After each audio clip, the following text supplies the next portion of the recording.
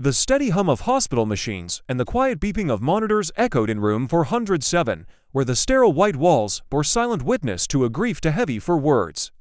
Daniel Cross, CEO of Crosstech Industries, sat slumped in a corner chair, eyes sunken from sleepless nights, his expensive tailored suit wrinkled and stained with the invisible weight of despair. For a man once called the Iron Strategist in Forbes, his powerful frame now looked fragile, like a fortress shattered by a single blow.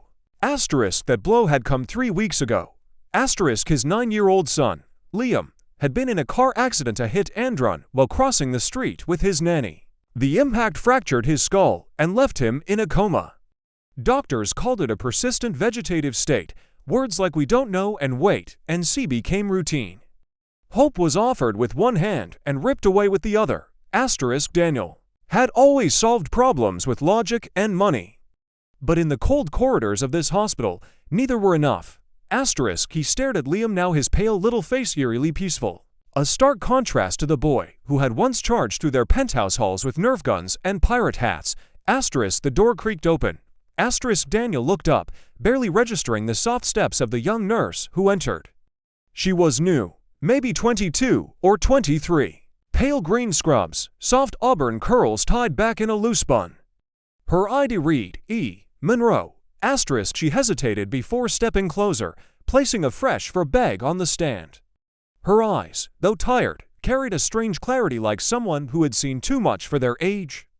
Daniel didn't speak. He rarely did anymore. What was the point? But she did. With a calm voice, the nurse whispered, "I can wake your son." The word sliced through the haze like a lightning bolt. Daniel blinked. Surely he misheard. What? His voice was hoarse. She looked him straight in the eyes, her voice unwavering. "I said, I can wake Liam." Daniel stood, startled. That's impossible. The doctors said I know what they said. She interrupted gently. But I'm not talking about medicine, not exactly. Daniel narrowed his eyes. Are you some kind of therapist, hypnotist? No, she said. I'm just a nurse, but sometimes healing isn't just physical. Daniel stared at her, half furious, half desperate. Don't do this. Don't give me hope unless I'm not giving you hope, she said quietly. I'm giving you a chance. He didn't know why he agreed. Maybe because it was 2 a.m., maybe because grief had rewired his brain, or maybe some part of him still believed in miracles. She placed a hand gently on Liam's small arm, then pulled a tiny object from her pocket, a pendant, worn silver. A hummingbird etched into it. Daniel watched as she closed her eyes, holding the pendant over Liam's chest. She whispered words he couldn't hear. Then silence. Then something happened. Not a jolt, not a gasp, but Liam's hand twitched, barely, so faint that Daniel thought it was his imagination. He lunged forward. Did you see that? He moved. She smiled faintly. He did. A flicker of something long forgotten ignited in Daniel's chest. Hope.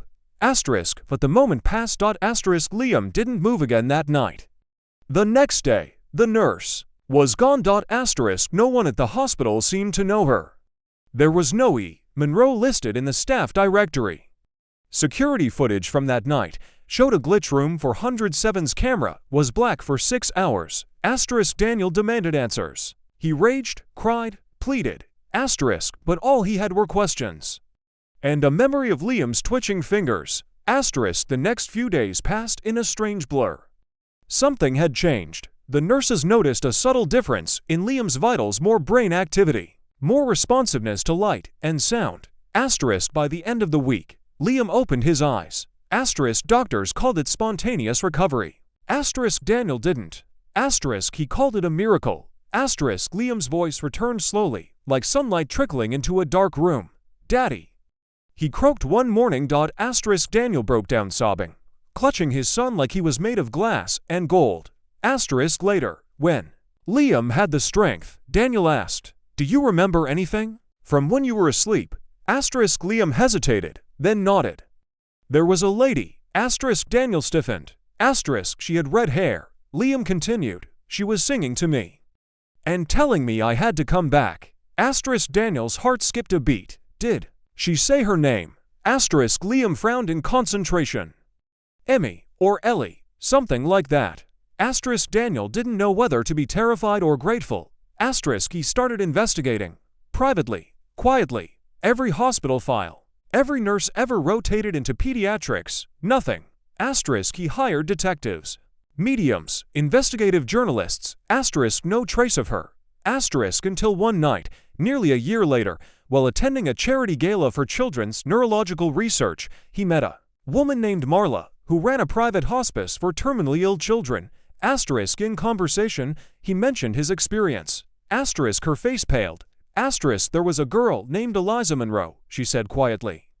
She was one of our best volunteers. She'd sing to the kids, especially the ones in comas. Said she could reach them where medicine couldn't. Asterisk Daniel's breath caught. Asterisk what happened to her? Asterisk Marla looked away. She died 3 years ago. Car crash. Ironic, isn't it? Asterisk Daniel's hands trembled.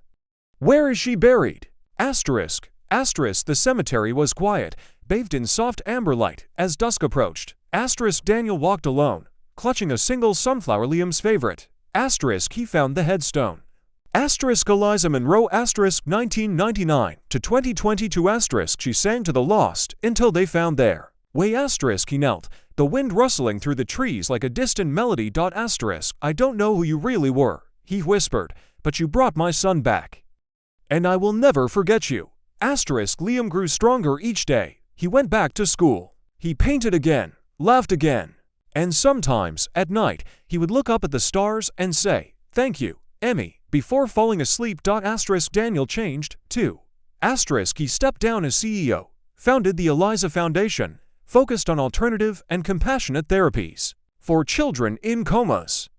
He spoke at conferences, not about profits, but about faith, about the unseen, about how not every miracle can be measured on a chart.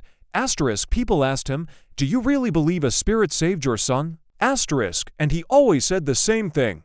Asterisk I don't just believe. I know. Asterisk because sometimes, in the quiet of the night, when he walks past Liam's room and hears a soft lullaby with no source, he knows Eliza is still singing. Asterisk still reaching the lost. Asterisk and still waking them one miracle at a time.